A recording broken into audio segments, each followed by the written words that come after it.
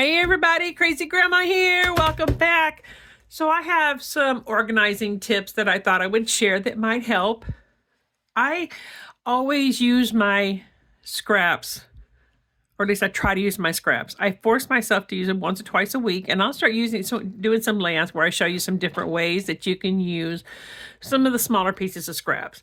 Some of the bigger pieces of scraps that I have a container over here, which I have shown before, that I picked up at Hobby Lobby. Let me just lay this down here so you can see. And I keep some of my bigger pieces in here. And I have another video where I showed that, and I will link that down below. And I'll also link that container as well. It's 13 inches by I think 4 inches is what it is. And I keep some of my bigger scraps that doesn't belong in a kit in there to use. And I do pull from that every single day because it's right there.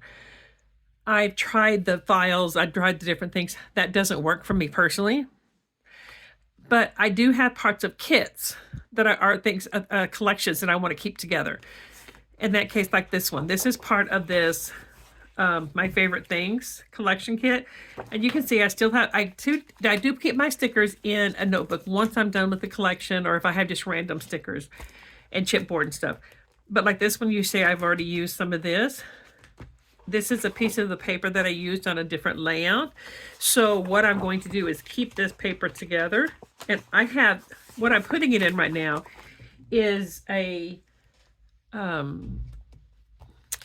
sorry guys, my brain just tries to die on me at times, is one of the sheet protectors for the albums. And what I do is I just cut off the part with the holes on the end to put in the notebook. I cut that off, and that's what I use for these. This is some chipboard that I still have that I haven't used that I want to make sure I have with this collection. So I'm putting that in there. And I cut the top of the chipboard phrase thing off, because I know it goes in that collection, and it makes it fit a little bit better and a little bit nicer. It will also, I believe, fit this direction. Yeah, it will. So that way, what I do with this is I go put it in a spot that I have in my papers, so that when I look for my collection, I'm looking for this collection, everything that I have with it goes in there. The next thing I do is, after I've done a couple of layouts, this is some I did some fall layouts with, and even the cardstock. I keep the cardstock that I used with it, you know, for any different patterns, different paces. This is all for fall. And I put the whole thing in one of those sheet protectors. And I just put it in here, and I put it with my fall paper, so that when I get ready to do another fall layout, I just grab this and I look at this first to find out if I have something in here that's going to work. And I'm trying to put too many in there at one time.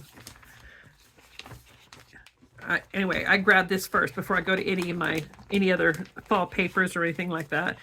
I use this first. So that's got everything I need to do probably 3 or 4 fall layouts. Do I need to pull some other stuff? Possibly. But this is a good start. This is a good start. And here's one for summer. And this has got just a lot of different ones summer that I've just did. And I will cut this off because it makes it easier to fit in here. But I just paper clip it to there. I don't worry about it rusting or anything, because I don't plan on leaving it in there that long. Because like I said, when I have another summer layout, or I have another something else that I'm going to be doing, because my gosh, you don't have to wait till summer to do a scrapbook layout. That could be great. Mother's Day, Easter, you know, those colors work for every season, every layout. I love using papers that people don't expect to be used on a layout. I love doing that. So I put this whole thing in here, and I keep it all together. Like I said, even with like this one here. When I used this sheet here, I was using some pink with it, because it brought out a lot of that pink. So pink, teal, and then this paper here. And that made a great layout. So when I get ready to do it again, or I'm looking for inspiration for something, I'll pull that in there. So this, and I will put it with my summer collection kit. so that when I get ready to do something, the very, very first thing I do is I pull my, I pull this. If I'm doing a fall, I pull that first. I hope this helps you guys. I will be sharing some more layouts next week. I will also be doing my first layout I'm going to do it on Monday is a heritage layout.